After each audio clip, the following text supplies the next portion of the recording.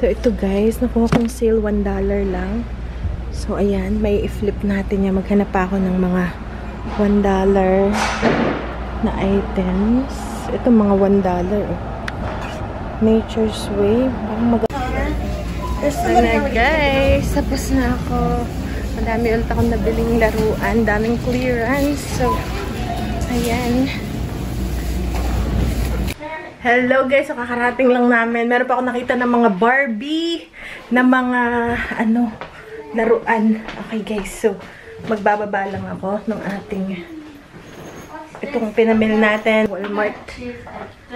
And meron ulit kaming parang konting party ulit sa Sabado. Parang tuwing Sabado na lang meron tayong party, which is good naman yan. So ayan si Beba, unahan pa ako ng party. So, may pabili si Mother na Hawaiian bread. Here, baby. Oh, I forgot about that. Yes. Messi. Wow. Wow, heart. So, binilhan ko sila ng 1 tub na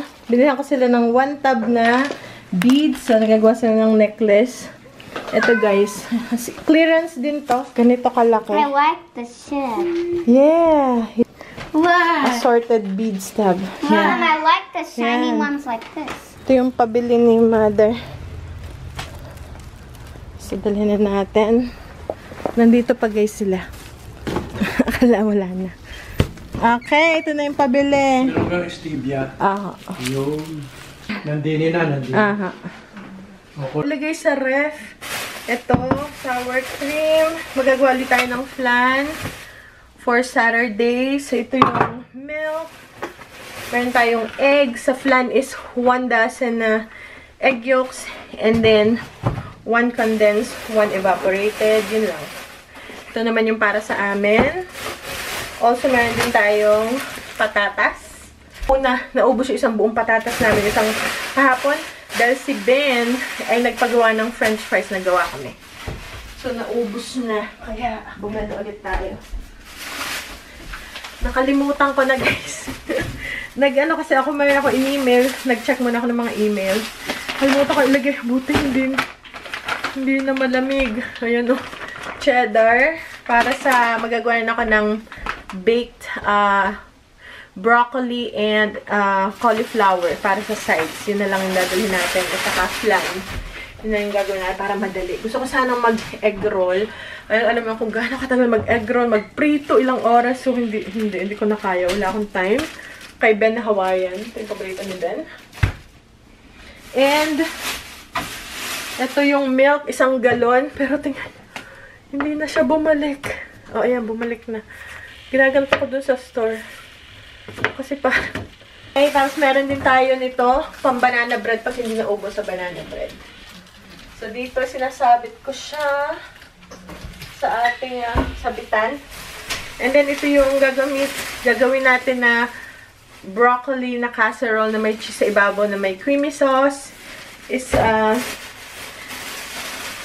cauliflower at saka broccoli. So, sa Sabado na to. Meron ulit tayong konting kasiyahan. Kahit nakakapagod pero okay lang. So, lagay ko muna to sa ref. Bumili rin ako ng ito yung greens. Ito na guys, yung ating tuwan-tuwa talaga ako. Kaya lang yung battery ng camera ko, lobat na, iniiwan ko sa van. Kaya naputol na yung pag-video ko. Nakita nyo lang is itong bilog-bilog.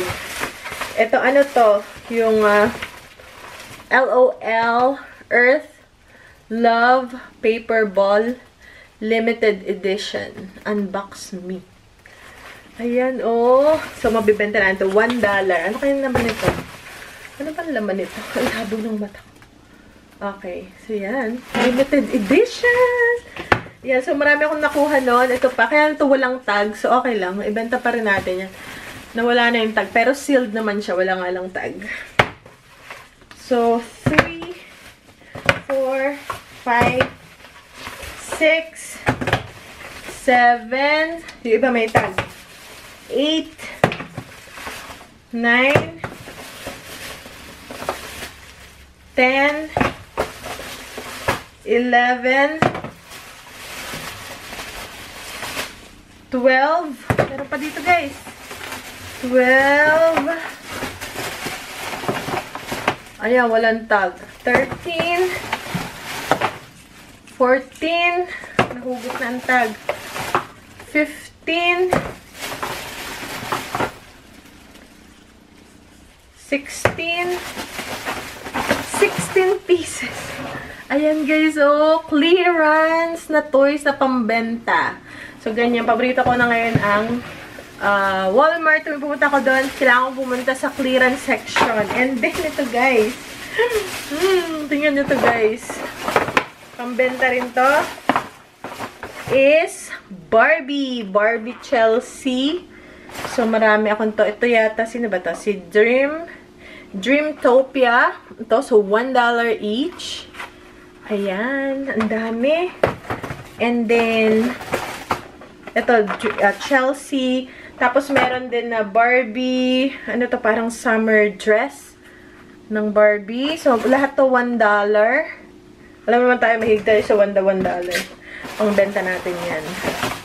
And, ang isa nito is, I think, $7. Kahit ito, $7 isang to. So, diba? So, tapos ito, Barbie Chelsea ulit. So, parang 50 pesos ang isa. Tapos, ito naman, the same. Ito, ang cute nito. Ito ay Barbie na na denim yung kanyang jacket at saka shorts. So, ibang style. So, kinuha ko na bago pa tiranin ng iba. Tapos, ayan din. Ito, parang same lang din yata ito. Ayan, Barbie Chelsea. Ito yung Barbie Dreamtopia. Okay. Marami pa ito, guys. So, isang balot na ganito sa puro Barbie. Ito, meron din tayong dolls. Ito si Barbie Chelsea. So, perfect to i-combine dito. Ito si Barbie Chelsea. Tapos, ito yung damit. Diba? May damit na siya. And also, pwede rin nating samahan ng, ano pa pwede samahan? Ito rin, yung jacket. Diba? Dadamitan. Yeah, may Barbie ka na, may doll na, may padamit pa. Ayan. Pwedeng ganyan ang style para. Okay. So, sobrang excited ako. Ang dami pa, guys. Ito pa. Ito pa. And ito pa, isang balot pa. So, sobrang dami niya, guys. Okay, ayan. Ito pa. Basta same lang din, pero marami to. Ilang piraso to? 4, 5, 6, 7, 8, 9, 10, 11, 12, 12, 13, 14, 15, 16, 17, 18, 19, 20, 21, 22, 23. 23 na Barbie. And then, ito is, I think, 17 itong itlog. Okay.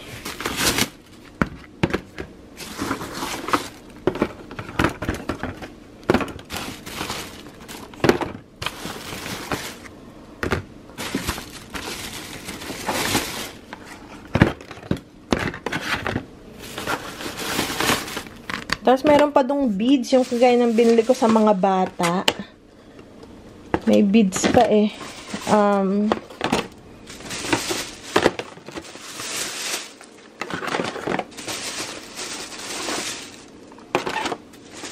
Ganyan talaga, guys. Sasabihin mo, iba, ba't mo kinuha lahat? Paano na yung iba, guys? First come, first serve. For sure, yung mga store kaya nila inaano yan dahil gusto nilang mag-get rid of instead of itatapon nila sa dumpster or para may mapakinabangan ng iba. So, talagang ganun, guys. And sometimes, ang mga store, kung talagang gusto nila is lahat magkaroon nito or, you know, is, ang ginagawa nila is may limit, about 4 each lang. Pero ito, wala namang limit. So, ano lang talaga to? Finders, keepers lang talaga. So, ganun talaga, guys, ang buhay. Pag naghahanap buhay tayo talagang. Gaya sa liquidation, so, it doesn't matter kung gaano karami yung kunin mo. Basta babayaran mo siya sa presyo na, you know, ng store. Mas pabor sa kanila yon. Then, ito ang Walmart, tuwang-tuwa siya na naubos na yan. Kasi kaya nila nilagay yun doon. Talaga ipinapaubos nila yan. So, okay guys, so yun lang. And then yung tinatawag na treasure hunting. And talaga namang nakahunt tayo. So yun guys, so thank you guys. Yun lang yung haul natin ngayon. Meron tayong konting pagkain. May kaunting laruan na pambenta natin. Matagal na kami guys nagbebenta sa online. Napatigil lang ako kasi naging busy ako. Tapos kung matatandaan nyo, few years ago ba yun? Or last year. Parang start ako ng Shopify. Ang problema ko sa Shopify, di ba nag-online, nag-try ako noon. Tinigil ko na yun guys. Wala na akong Shopify account. Dahil may monthly fees. Kailangan ko magbayad ng $29 a month. Tapos meron pang yearly fee sa Shopify. Bukod pa yung yearly fee sa... Kasi kailangan may website ka on top of Shopify. Parang may website ka dapat. So yun ang inayoko. And then may fees pa. Sa bawat mabibenta mo, meron ka pang babayaran na fee. So parang nawindang ako sa charges, you know, and nag-i-start pa lang naman ako ng aking konting business. So sabi ko, babalik ako sa yung ibang online